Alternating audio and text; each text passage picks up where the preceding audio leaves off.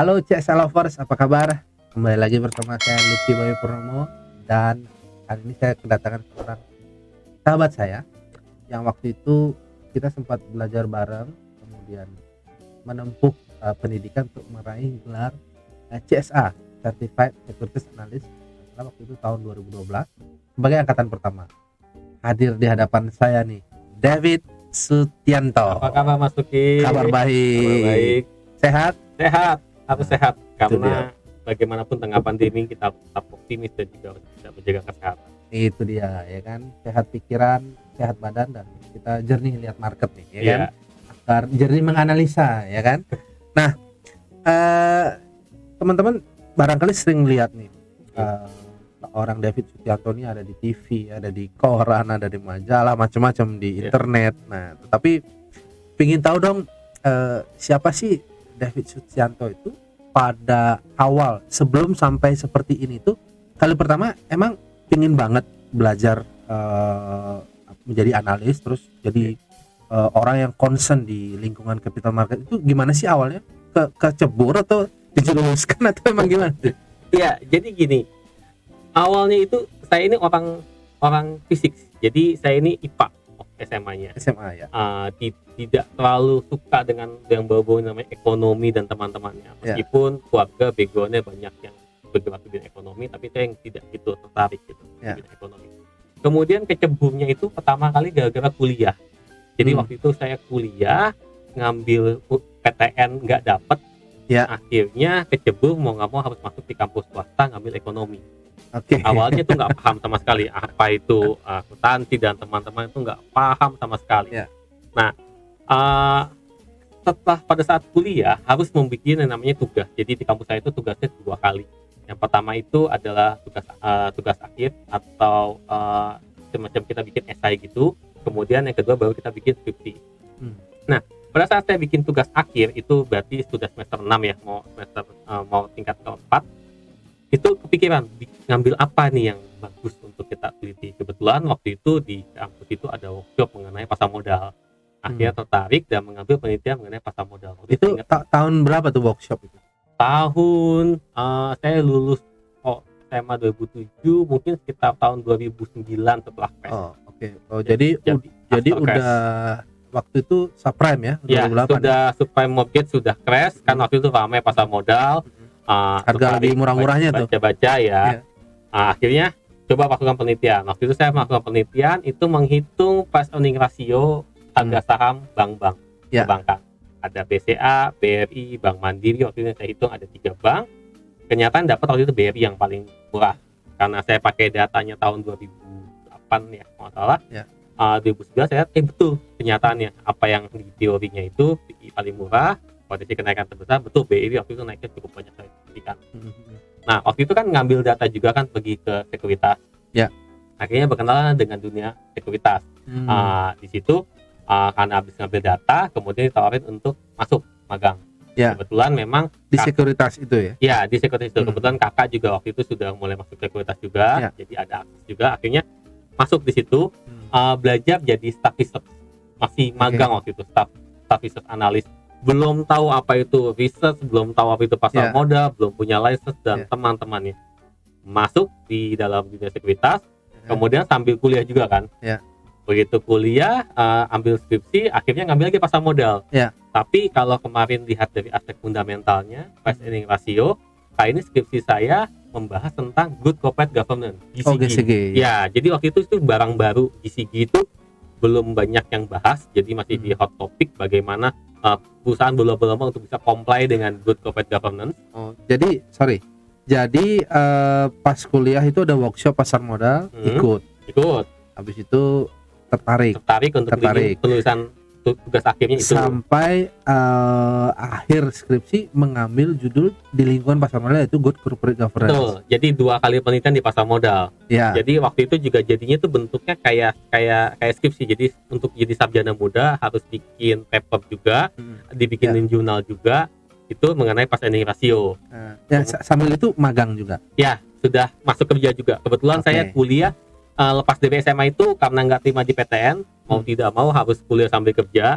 Dan waktu itu secara ekonomis yang paling memungkinkan itu masuk di bidang ekonomi. Karena kalau masuk teknik atau teman-teman tuh nggak mungkin kerja. Nah gini, tadi kan udah lulus terus staff riset, tapi teman-teman CSA lover sih pingin tahu dari analisa yang dilakukan pada kali pertama waktu itu kan outputnya, kalau nggak orang produk analisa itu kan banyak adalah research, bisa jadi mereka juga produk outputnya itu trading gitu. Trading nggak sih waktu itu? Waktu itu saya kebetulan tidak banyak, jadi waktu itu bikin account, waktu itu sebenarnya masih 5 juta ya. Dibikinin account tapi pakai nama orang lain. Jadi waktu itu bukan full uang saya sendiri, coba untuk transaksi. Awal-awal rugi. Pertama apa itu? Kenangan pada waktu itu apa? Saham, FX, komoditi atau apa? Oh, langsung di saham. Langsung di saham. Waktu itu langsung beli sahamnya BRI. Ya, sempat untung, terus sempat juga kadang rugi karena yang saya ingat banget tuh waktu itu pengalaman waktu transaksi saham Inco. Jadi waktu itu ada good news, berita bagus, saya beli, nggak taunya sell on news. Nah, di situ baru tahu kok beritanya bagus, dia dapat deal something. Waktu itu saya beli malah rugi. Nah, di situ saya kemudian belajar lagi, ini pasti ada something di market yang bukan hanya soal fundamental. Jadi kan kalau dulu masih naik banget ya. Nah, habis itu setelah lulus kuliah, selesai bikin yang paper tentang good corporate governance, mulai itu ada CSA tahun 2012. Nah, di situ karena saya waktu itu nggak ada daftar, orang-orang di kantor juga ngajarin, kan mereka juga sibuk ya, ngajarin arahnya ke WPPE, ngambil WPPE. Akhirnya saya ikut tuh CSA. Kebetulan waktu itu sudah lulus, ambillah CSA pertama waktu itu di tahun 2012. Daftar, belajar, oh ternyata analisa ini tidak asal hanya ngitung dividen, ngitung laba, ngitung rasio. Ternyata ada big picture di belakangnya. Ada grand design. Betul, apalagi waktu itu CSA pertama kan cukup banyak profesor-profesor yang ikut ya. Ada Prof. Tande Lilin, Prof. Budi Pensidi juga ada. Diajak juga sama Prof. Adler, ada Prof. Waktu itu sudah ada apa belum ya? Jadi banyak sekali saya ketemu orang-orang top. Oh ternyata bagaimana view melihat market ini cukup beda dengan apa yang kita saksikan di lapangan. Karena waktu itu sempat belajar teknikal juga sama Pak Temi Aditya, belajar teknikal juga. Oh kita harus lihat, nggak bisa pakai fundamental, harus pakai teknikal. Tapi di CSA ini saya dicerahkan kembali, ternyata dua-dua itu harus di-combine. Jadi Anda bisa punya fundamental bagus, tapi market timingnya salah, ya dalam posisi jangka pendek tentu akan salah juga. Jadi bagaimana di CSA itu, makanya saya suka CSA itu, dia mengcombine antara fundamental dengan teknikalnya itu sendiri. Nah terus bisa sampai sekarang nih, seorang David Sucianto itu yang menjadi wakil direktur CSA Institute. Itu sebelumnya tadi kan cerita mengenai sampai kerja di institusi sekuritas ya. Itu berapa lama itu rutinitas itu research itu dilakukan tuh, apakah memang sudah 5 tahun terakhir atau memang? Jadi saya masuk sekuritas itu tahun 2009 atau tahun 2010 ya. Ambil CSA itu tahun 2012. 2 tahun setelah itu. Kemudian dari CSA ini kan saya kenal ada tokoh-tokoh hebat lah, teman-teman kita semua, ada Pak Haryajit, ada Pak Budi Pensidi, terus kemudian ada Pak Mas Endro Abgado, orang top lah, Pak Arya, Mas Luki juga. Jadi Pak Alfati, pokoknya banyak tokoh-tokoh top pasar modal yang ketemu tuh kepikiran. Nah waktu itu bagaimana bisa sampai dipercaya di CSA Institute untuk bantu mengolah ini sekitar 3 tahun yang lalu, berarti tahun 2016-17an.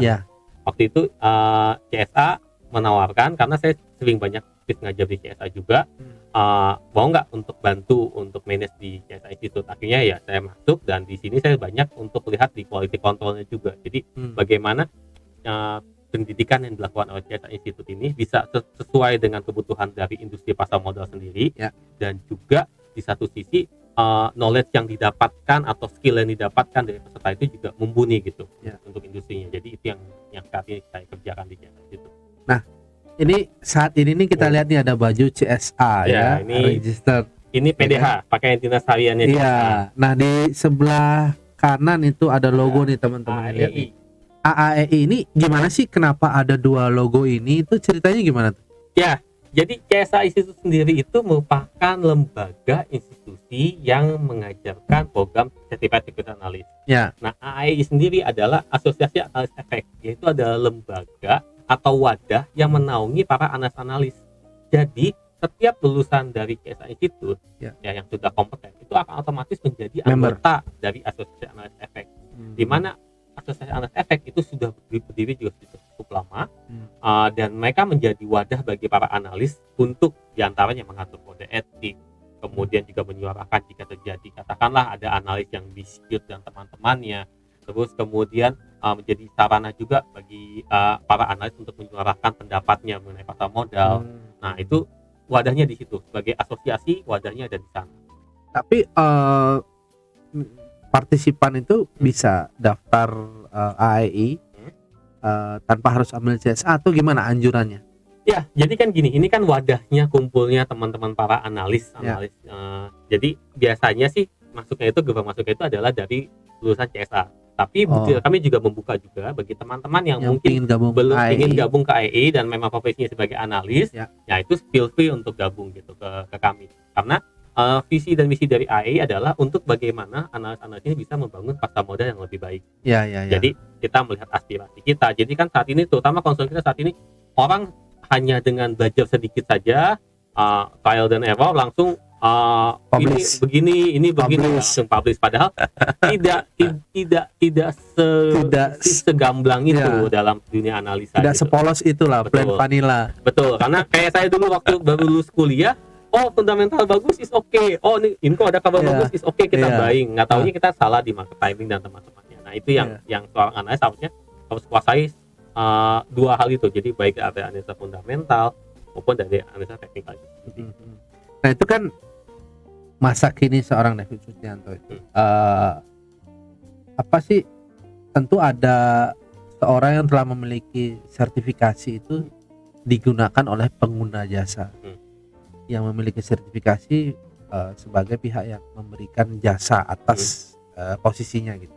Nah, sebenarnya ketika memperoleh sertifikasi ini apa sih manfaat yang paling dirasakan gitu? Apakah memang ternyata bisa bekerja justru di luar daripada industri keuangan, misalkan di institusi yang berhubungan dengan pertanian, karena ternyata bisa juga loh ngitung CPO, kokoa, soybean, atau justru bekerja di industri pertambangan. Berarti kita bisa nih mengetahui sektor pertambangan, karena itu sertifikasinya diperoleh untuk membahas salah satu sektor juga. Nah, ada yang lebih luas nggak sih manfaat dari perolehan CSA ini atau gimana? Oke. Jadi gini, di analis itu sendiri sebenarnya banyak yang menganggap profesi analis ini merupakan stepping stone atau batu pijakan. Untuk apa? Untuk meloncat ke posisi yang lebih tinggi, atau mencari pengalaman, atau banyak hal. Jadi ini merupakan pintu masuk sebenarnya analis ini. Kenapa saya bilang pintu masuk? Karena gini, di dunia analis ini kita akan belajar banyak sektor.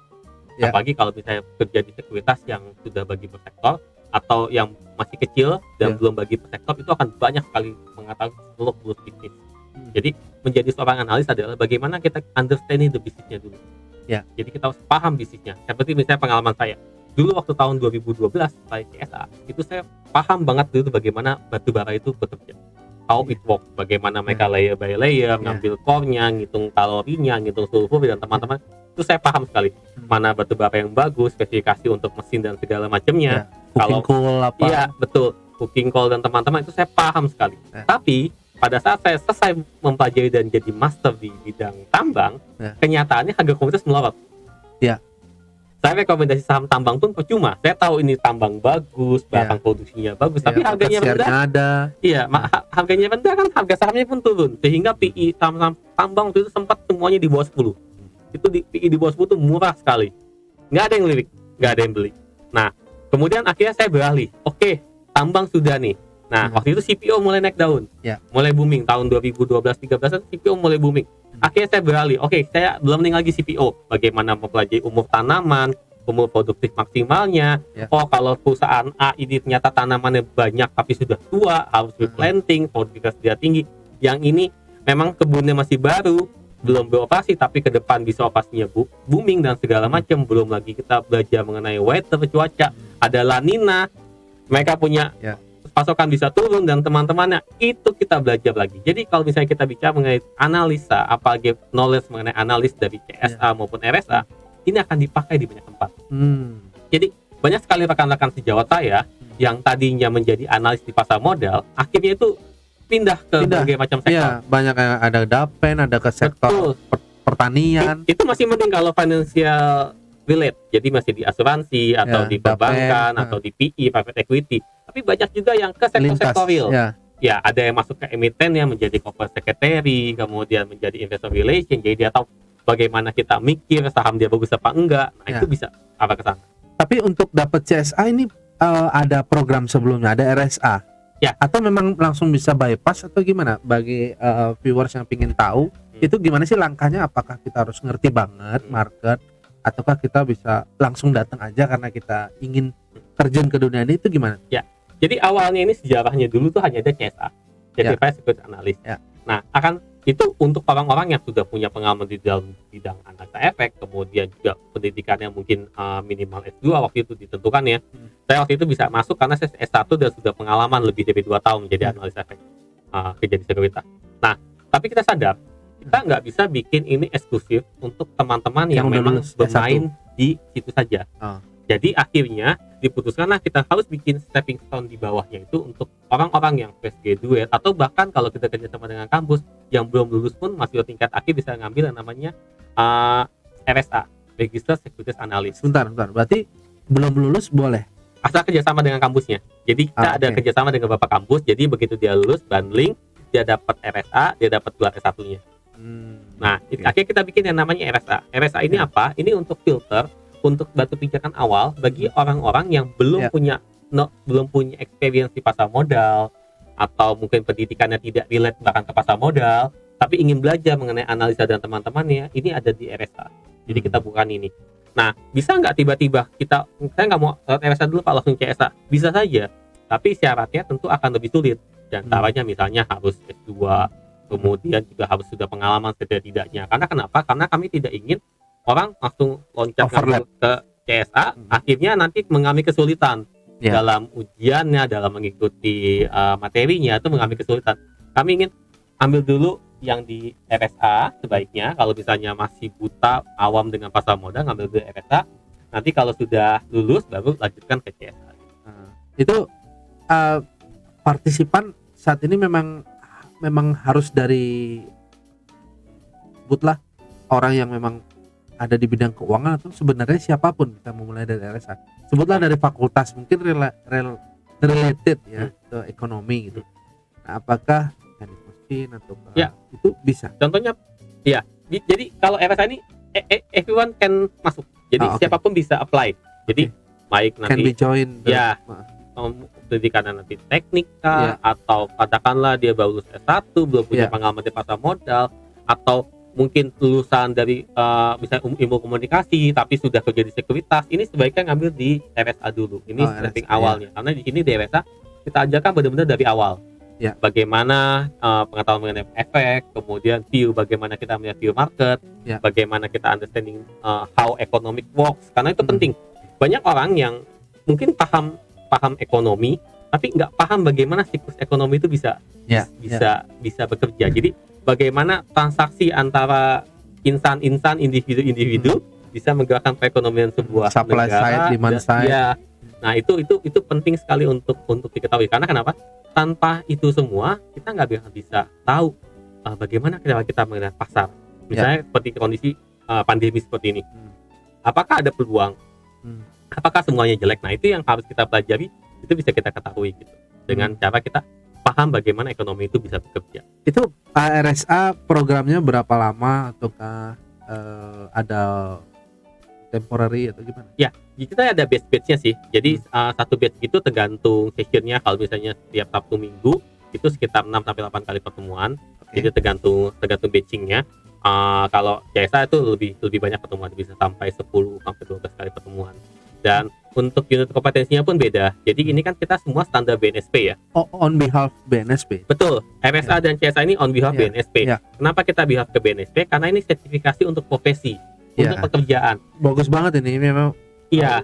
Sangat dibutuhkan. Betul. Di BNSP sendiri kalau untuk RSA ini hanya sekitar 8 unit kompetensi, sedangkan yang di CSA ini sekitar 12 unit kompetensi. Oh, RSA ada berapa? 8. Ya. CSA 12. Itu sekarang kan apakah penyelenggara saat ini untuk sertifikasi pasar ya sejenis ini hanyalah CSA Institute atau ada beberapa banyak lembaga yang perasaan ada yang risk management ya, ada risk management, wealth management atau course untuk RSA dan CSA sendiri tidak hanya diselenggarakan oleh CSA Institute, tapi CSA Institute merupakan pionir dan lembaga pertama yang menyelenggarakan course untuk RSA dan CSA. Karena kami juga buka juga untuk kerjasama dengan kampus. Jadi misalnya ada di beberapa kampus kayak bisa di Trisakti, itu sudah ada di Sakti yang si Trisaktinya, SM-nya itu sudah ada untuk program RSA-nya. Jadi dia bundling dengan kuliahnya, kemudian dia banding dengan RSA-nya, jadi nanti tinggal uji kompetensi juga bisa. Nah, jadi sebenarnya orang mengambil satu gelar sertifikasi atau untuk menjadi certified holder itu ada beberapa ya yang paling jelas itu kita bisa lihat 2. Apakah setelah memperoleh gelar itu ingin menjadi analis, ataukah ingin menjadi trader, atau memang langsung ingin jadi pelaku transaksi, apakah jadi investor atau trader gitu. Nah, menurut pandangan seorang David Sucipto itu, apakah memang sertifikasi ini digunakan hanya untuk kerja? Karena pada kenyataannya ada juga orang yang punya gelar tapi nggak kerja. Ya. Ada itu gimana tuh? Jadi kemarin saya kan banyak menguji orang beberapa waktu belakangan ini ya untuk ngambil RSA maupun CSA. Memang banyak orang-orang yang hanya ingin dapat knowledge-nya saja. Oke. Jadi memang mereka tidak ingin berkarir di pasar modal, mereka tidak ingin berkarir di saham, tapi mereka butuh knowledge-nya, mereka butuh pengetahuannya. Jadi dalam hal ini mereka ikut RSA ataupun ikut CSA, kadang-kadang itu dia butuh. Ada bahkan yang sudah ikut RSA, sudah lulus, kemudian dia lanjut ikut CSA, tapi orangnya kerjanya trader setiap hari. Itu ada banyak sekali, dan saya juga lihat banyak teman-teman di sosial media itu sudah majang untuk gelar CSA-nya itu sendiri, karena CSA itu sendiri menunjukkan orang ini punya kapabilitas untuk bisa menganalisa efek. Untuk memberikan influence, betul, untuk convince, mempengaruhi. Betul.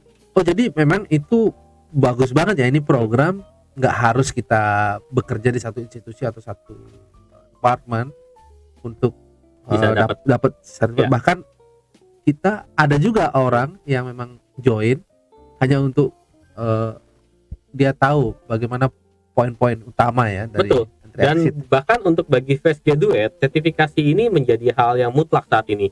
Jadi Anda menjadi sarjana ekonomi SE, terus nilai tambahnya apa?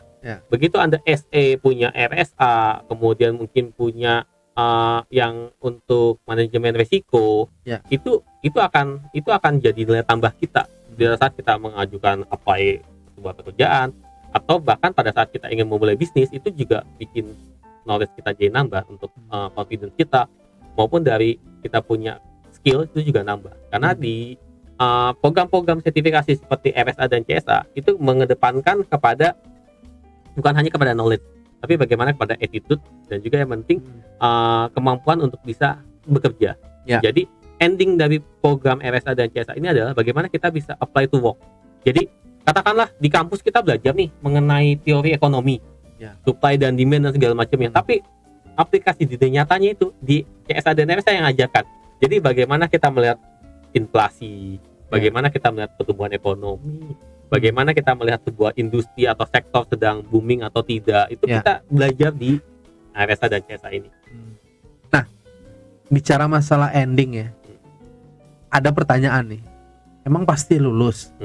Terus kalau nggak lulus gimana? Itu kan banyak nih pertanyaan. Itu pertanyaan-pertanyaan terus terang nih daripada viewers atau ini. Itu gimana sih peluang kelulusan atau upaya-upaya apa sih yang memang harus ditemukan seharusnya, selayaknya kan memang berhasil memperoleh gelar itu ada tantangan nggak sih di situ?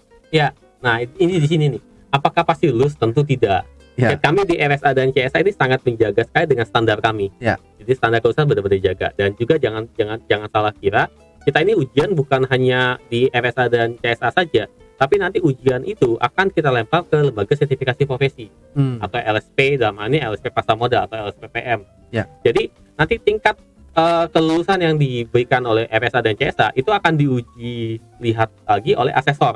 Ya. Jadi nggak cuman asal kita bisa ngerjain soalnya saja lulus, tapi nggak ada tugasnya juga, harus bikin bisa reportnya juga, harus presentasi juga. Nanti akan dilihat juga ini nanti calon lulusan ini apabila diluluskan, apakah benar-benar bisa langsung bekerja di dalam pasar modal sendiri atau tidak. Nah itu menjadi kriteria penting. Jadi kan banyak orang yang hanya ikut kursus, pasti lulus, pasti punya sertifikat. Nah RSA dan CSA tidak model seperti itu. Anda bisa dapat knowledge-nya, tapi yang pasti untuk kelulusan itu kita akan lihat apakah Anda benar-benar bisa mengaplikasikan ilmu yang sudah dipelajari, apakah Anda memiliki sikap kerja yang baik, karena attitude juga dinilai dalam RSA dan CSA. Karena kami tidak ingin mencetak kelulusan, menyatakan dia kompeten, dia bisa ngitung valuasi saham, tapi etikanya tidak proper. Itu yang bahaya. Kadang-kadang menggunakan gelarnya untuk menjumuskan pihak-pihak lain. Nah itu yang kita cukup jaga juga di dalam RSA dan CSA. Artinya untuk lulus harus punya integritas. Betul. Artinya bukan ujian lalu sertifikat, dapat sertifikat, dan untuk peluang kelulusan banyak poin-poin standarisasi. Iya, jadi kita ada standarisasi.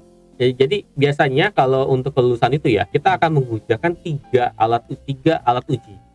Bukan hanya satu loh, kita menggunakan 3 alat uji. Yang pertama adalah kita mengetes dari knowledge sendiri, yaitu melalui ujian tes tulis, biasanya pilihan berganda satu soal. Lalu kemudian kita akan tes juga melalui verifikasi portofolio. Verifikasi portofolio dalam hal ini adalah kita melihat tugas yang dikerjakannya ini sudah benar apa belum, riset report yang dihasilkan sudah benar apa belum, apakah dia bisa mempertanggungjawabkan apa yang dia tulis dalam laporannya. Bagaimana RGU? Betul, bagaimana dia mempertahankan argumen, apakah dia bisa melihat sebuah emiten atau sebuah efek dari dua sisi. Karena kita nggak bisa melihat sebuah emiten ini bagus semua, tapi kita juga harus memperhitungkan faktor resikonya. Jadi misalnya suatu emiten ini sangat potensial. Nah, kemungkinan untuk naiknya harga itu besar sekali. Tapi kita juga harus melihat ini ada risikonya juga nih, jika terjadi seperti ini, itu harus dilihat oleh orang analis yang baik. Dan yang terakhir yang kita gunakan itu adalah wawancara. Jadi kita lakukan wawancara, jadi ada daftar pertanyaan wawancaranya, asesor itu akan melihat orang ini menguasai atau tidak. Kita akan ditanya ulang, bagaimana Anda mendapatkan data untuk analisa ekonomi makro. Nah itu dia harus tahu, datanya misalnya apa, inflasi dapatnya dari mana, cara mengakses seperti apa, itu akan kita tanyakan. Karena kenapa? Karena kami tidak ingin nanti begitu lulusan kami diterima di sebuah perusahaan, coba cari data inflasi, bingung nyarinya kemana. Nah itu yang kebanyakan suka jadi di lulusan perguruan tinggi. Jadi mereka hanya tahu teorinya saja, baca di buku, inflasi sekian maka ini begini. Tapi begitu kita aplikasikan ke dunia real, angka inflasi terbaru dari BPS hanya 0, sekian. Maksudnya apa? Nah itu bingung mereka. Members lulusan udah banyak sampai saat ini. Sudah lebih dari 1000-an, harusnya udah 2000-an. 1000-an berarti udah tersebar di berbagai macam wilayah, dan nggak hanya di Jakarta ya? Kita ada di Surabaya juga, ngadain kelas beberapa kali. Itu mayoritas tuh usia berapa itu yang lulus itu? Apakah mereka masih first graduate lalu mereka tempuh ini, atau memang banyak dinamis itu? Beda-beda umurnya. Tergantung lulusannya ya. Kalau RSA rata-rata itu kebanyakan tuh S1-an. Jadi baru lulus ngambil RSA, atau bahkan ada banding dengan program kampusnya ngambil RSA. Sedangkan kalau CSA biasanya akan lebih matang, karena biasanya mereka butuh pengalaman, atau biasanya orang-orang yang udah lulus RSA melanjutkan lagi ke CSA. Nah jadi ini ada dua pihak. Nah harapan kita adalah dengan RSA saya sudah cukup bisa diterima di sekuritas, tempat pekerjaan dan segala macamnya. Untuk CSA ini akan lebih eksklusif lagi, karena biasanya sekarang lulus RSA dulu baru CSA, bisa juga langsung ke CSA asalkan persyaratannya bisa memenuhi. Kalau persyaratannya kita rasa belum bisa memenuhi, maka nanti akan kita sarankan ke RSA dulu gitu. Meskipun biasanya kalau misalnya kita agak ragu, kita bisa lakukan pretest. Jadi sebelum matrikulasi jadi sebelum ngambil course untuk CSA-nya, kita tes dulu. Kalau dari tesnya hasilnya bisa langsung bypass ke CSA-nya gitu. Artinya gini, eh, sebenarnya mereka yang udah barangkali udah lama di market, belum punya gelar CSA, itu juga bisa menempuh dengan syarat ada matrikulasi atau ada penyesuaian. Gitu. Nanti kan kita lihat kan begitu Anda mengapply untuk course FSA dan CSA, Anda harus menyerahkan CV. Terus kemudian kalau misalnya syarat-syarat kurang, kita akan minta mereka untuk serahkan bukti-bukti. Jadi karena ini basisnya adalah kompetensi, jadi khusus ini basisnya adalah kompetensi. Kompetensi itu adalah kemampuan. Jadi kita akan melihat Pak Luki misalnya belum punya CSA, tiba-tiba saya mau CSA langsung dong, nggak usah pakai FSA. Oke, CV-nya seperti apa? Oh, ternyata Pak Luki pernah menjadi riset di sini, di sini. Oke. Dari kompetensinya sih cukup meyakinkan. Nah, itu kan kita bisa masukkan langsung ke CSA-nya.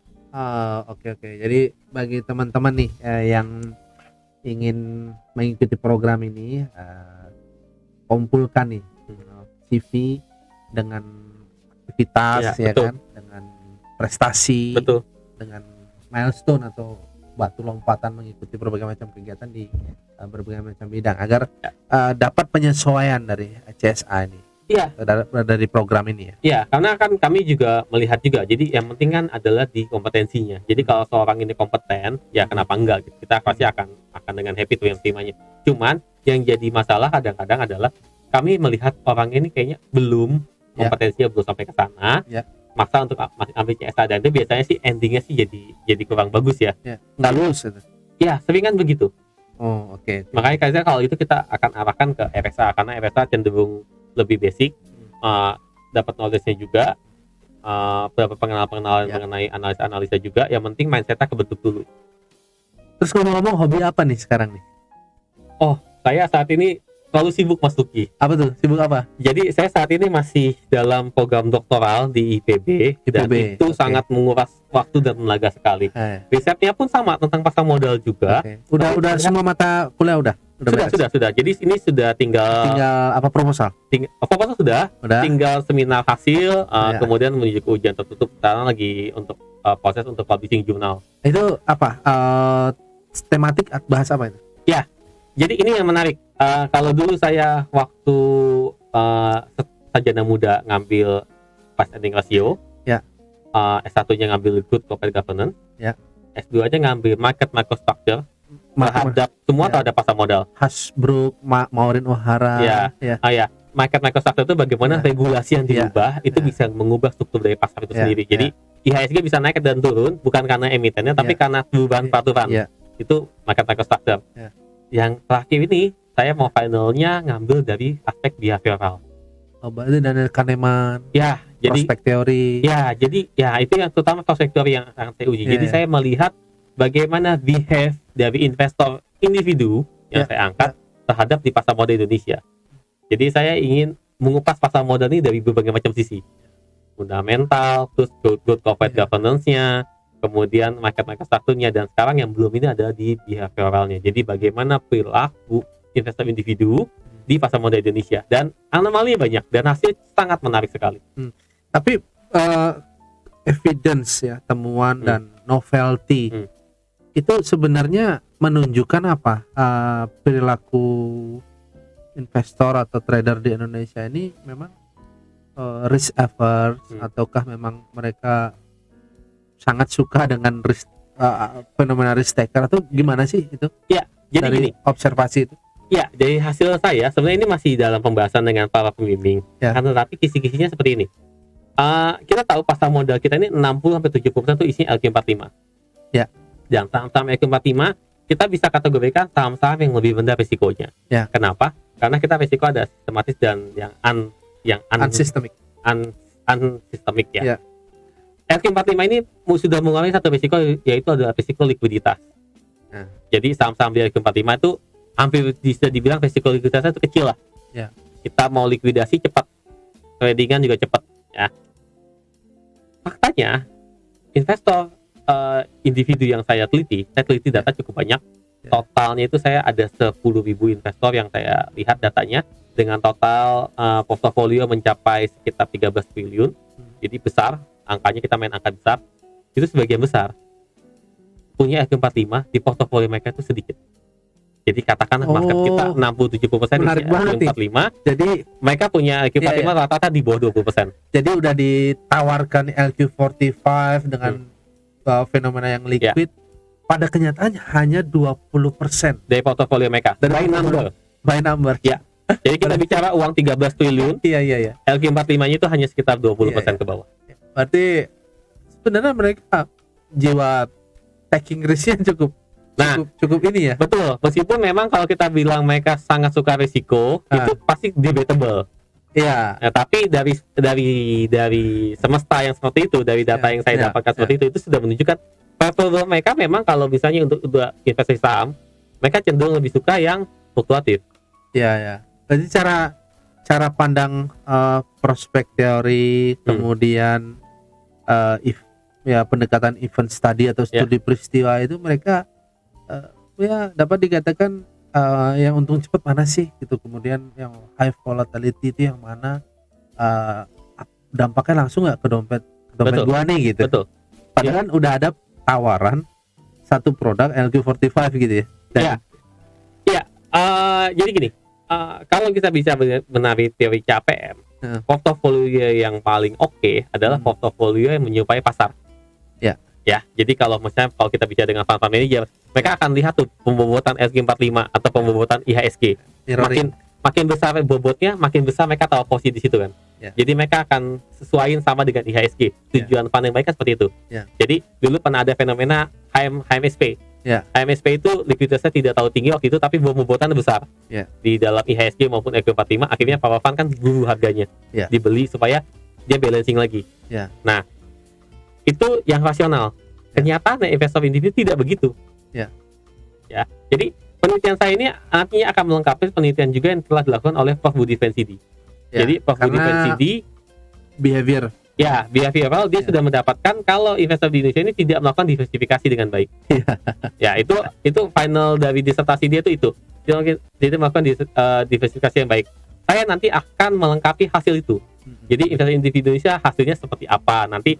Finalnya nanti karena sedang pembahasan nanti akan melengkapi hasil dari Prof. Budi ini. Jadi ini menarik memang. Jadi investor individu kita memang ya seperti itu. Jadi kalau misalnya katakanlah sekarang kita lihat fenomena forex, cryptocurrency yang resikonya memang jauh lebih tinggi, tapi dengan potensial gain yang memang jauh lebih tinggi. Jadi kan high risk high return. Jadi kalau returnnya bisa sampai berkali-kali lipat, ya resiko ruginya kan juga bisa sampai habis semua. Nah, itu mereka pasti akan suka dengan model seperti itu. Kemudian memang literasi atau inklusi untuk pemahaman market microstructure di Indonesia ini harus diacu dari beberapa, apakah harus kita melihat behavior trader atau investor yang ada di Asia atau memang ada tidak kesamaan dari perilaku mereka di, apakah kita harus ini mirip dengan Jepang nih perilaku kita atau mirip dengan London, itu fenomenanya apa sih yang ada saat ini? Kalau dari penelitian yang saya lakukan, memang investor individu ini punya karakteristik khusus dan bahkan saya sempat di semua negara, di semua belahan dunia punya karakteristik yang khusus. Jadi investor individu itu karakteristiknya itu beda.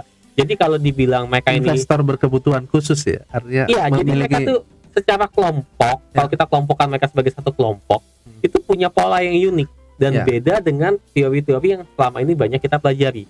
Jadi katakanlah kalau fund kan sudah terstruktur tuh, mereka kalau misalnya beli obligasi lihat Jensen, Peno, Alpha dan teman-temannya. Kalau misalnya mereka lihat saham juga mereka lihat likuiditasnya dan sebagainya. Mereka sangat terstruktur sekali kalau fund, karena kan diregulasi dan teman-teman. Tapi investor individu itu beda. Kan mereka beli sesuka mereka. Ya, tidak ada regulasi yang melarang mereka untuk membeli saham A, B atau C, kan nggak ada. Mereka bisa beli any kind of stock. Tapi kan kalau institusi kita bicara fund, masukin ngelola uang, saya mau beli saham Astra, saya misalnya kelola 100 miliar, saya mau beli saham Astra 20 miliar, kan sudah pasti nggak boleh. Maksimal kan hanya 10% dari total dana yang saya kelola untuk di dalam satu posisi. Nah, institusi kan tidak seperti itu. Saya punya uang katakanlah 100 juta, saya mau beli saham A sampai 50 juta boleh-boleh aja gitu.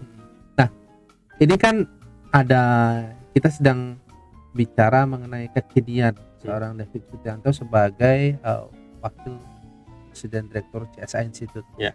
Nah, CSA itu kalau kita kelompokkan secara ekonomi, mereka adalah supply side ya, orang yang dihasilkan dari produk pabrik ini mereka mensupply informasi. Nah, kemudian demand side-nya adalah investor atau trader. Nah, kalau kita hubungkan dengan behavior atau market behavior itu ada informed trader, ada uninformed trader. Yeah. Nah, saat ini kan memang ada orang yang mengkonsumsi produk analis ini, ada 3 mungkin. Sudah tahu produk apa yang diucapkan seorang analis, ada yang tidak tahu, ada yang tidak mau tahu juga karena udah punya idealisme mungkin. Betul. Enggak, saya nggak dengerin, nggak baca juga nggak apa-apa. Itu tantangan CSA sendiri itu gimana sih mengenai 3 segmen tadi? Kalau sudah tahu ya oke, kita oke aja karena research report kirim, kita supply dan demand side-nya ada. Kemudian practical ya, kemudian yang tidak tahu ya kita bisa kasih tahu kan gitu. Nah, yang concern yang tidak mau tahu itu karena kan banyak nih fenomena hari-hari terakhir itu adalah yang ngepom-pom lah, yang inilah, yang macam-macam, bahkan menyebabkan dispute itu. Nah, maksudnya informed dan uninformed trader kalau berdasarkan itu kan menghasilkan hubungan antara likuiditas transaksi. Kalau dia udah punya pengetahuan, udah terinformasi, maka potensial upside untuk improve numbers itu mungkin besar. Yang tidak mau tahu ini itu tuh tantangan CSA karena pabrik yang menghasilkan output analis itu, tantangannya apa sekarang? Ya, tantangan sebenarnya saya lihat kalau misalnya beda-beda pendapat itu wajar. Kalau tidak ada beda pendapat, tidak akan terjadi namanya market. Kalau semua orang bilang beli, nggak ada yang mau jual, nggak akan ada yang namanya transaksi. Transaksi itu terjadi karena dispute, beda pendapat. Mas Duki bilang, wah bagus ini Mas David. Saya bilang, enggak barangnya udah terlalu tua, banyak masalahnya. Tapi ini masih bagus, ini antik dan segala macamnya. Karena 2 hal itu kejadian namanya transaksi. Saya mau lepas, Pak Luki mau ambil, Mas Duki mau ambil. Itu namanya transaksi. Kita tidak terlalu pusing dengan hal itu. Cuman yang bagi kita, yang bagi CSA nanti ke depan akan menjadi challenging adalah tantangannya adalah bagaimana saat ini juga ini menjadi tantangan di dalam dunia pendidikan juga, kepakaran itu hilang. Kepakaran. Ya, jadi gini. Sekarang orang itu akan lebih mendengar orang yang punya influence lebih besar. Iya. Dibandingkan yang bisa convince ya. Betul. Daripada dibandingkan dengan orang yang sudah meneliti hal tersebut bertahun-tahun, sudah paham, itu bisa kalah dengan orang yang baru belajar tapi dia punya follower besar, influence besar, itu bisa kalah pendapatnya. Dan itu sering kali terjadi. Contoh misalnya yang terakhir adalah mengenai kasus catur. Pak Dadang lawan GM Iren. Karena kita bisa lihat di sosial media betapa orang mengagung-agungkan Pak Dadang. Padahal track recordnya juga belum tahu, mungkin baru kenal 1-2 hari atau 1-2 pekan dari sosmed dan segala macamnya. Dibandingkan dengan GM Iren yang dari umur 4 tahun aja udah main catur dan sudah melalang buana main catur dan sudah banyak pialanya, itu orang bisa mendukung Pak Dadang. Nah, ini yang semua orang mengkhawatirkan, terutama saya ya di dalam dunia pendidikan juga ya, kepakaran ini bisa hilang. Bisa jadi seorang analis atau investor kawakan yang sudah paham pasar modal bilang, oh ini pasar ini nggak sehat atau pasar ini lagi akan bullish, bisa kalah dengan orang yang udah nih jatuh jual. Nah itu sering kali terjadi dan followernya banyak. Betul, dan itu salah satu concern terbesarnya kita, bagaimana saat ini kita merasionalkan masyarakat. Kalau misalnya untuk mencapai mengetahui sebuah ilmu knowledge itu tidak mudah loh. Untuk lulus CSA aja nggak mudah loh. Progresnya loh. Jadi ini yang sedang kita pikirkan. Karena ini menjadi masalah bukan hanya di pasar modal atau di CSA, tapi di hampir semua bidang ilmu.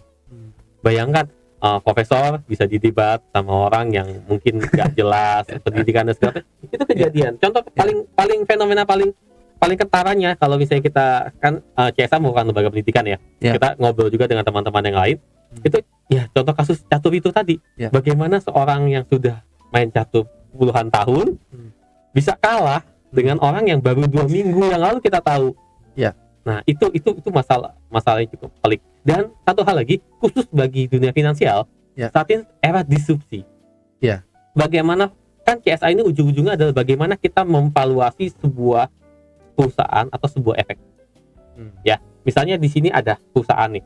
Mas Suki bilang, "Oh, ini 10 juta. Bagus sih Mas David." Saya bilang, "Oh enggak, Pak Mas Suki. Ini nih bisa naik jadi 50 juta." Ya.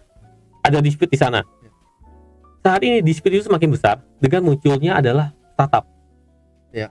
Bagaimana dengan metode valuasi startup yang sangat berbeda dengan metode valuasi yang konvensional?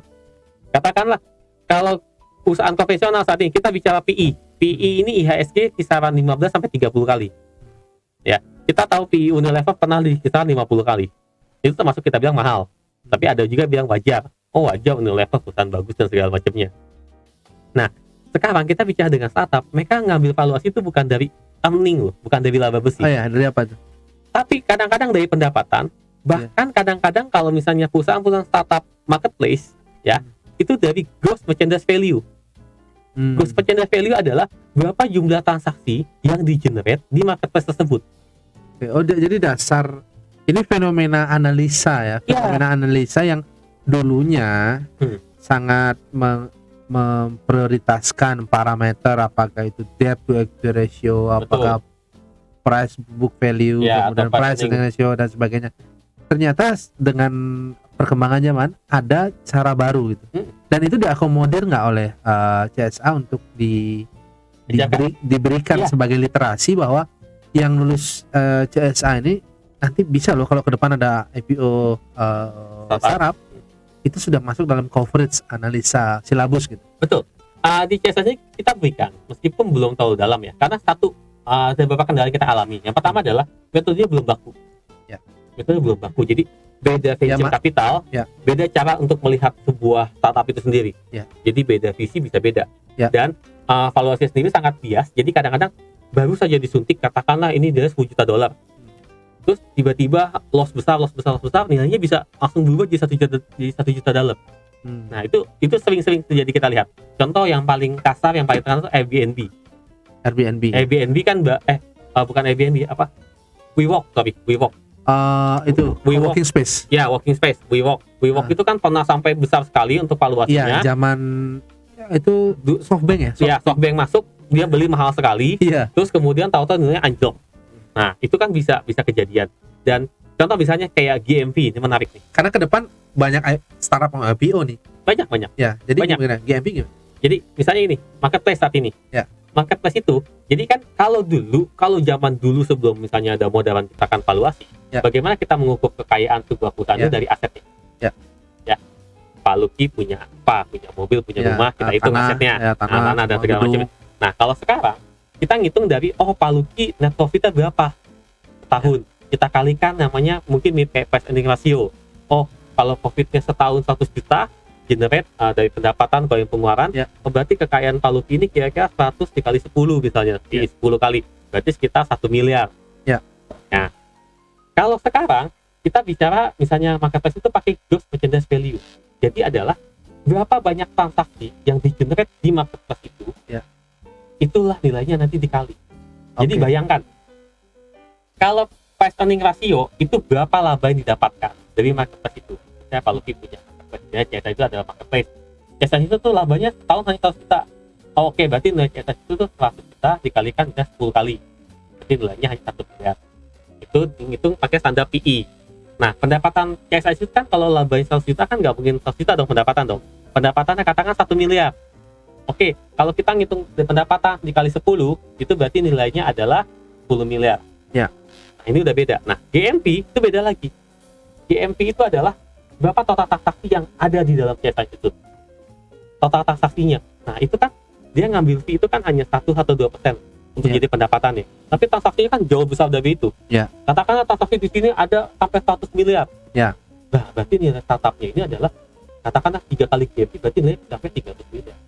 Nah, itu jauh sekali perbedaan valuasinya dari antara bisa dari 1 miliar, 10 miliar atau 3 miliar. Jadi ini bisa jadi tips bagi teman-teman yang ingin koleksi saham-saham startup dan persiapkan untuk koleksi saham IPO startup gitu.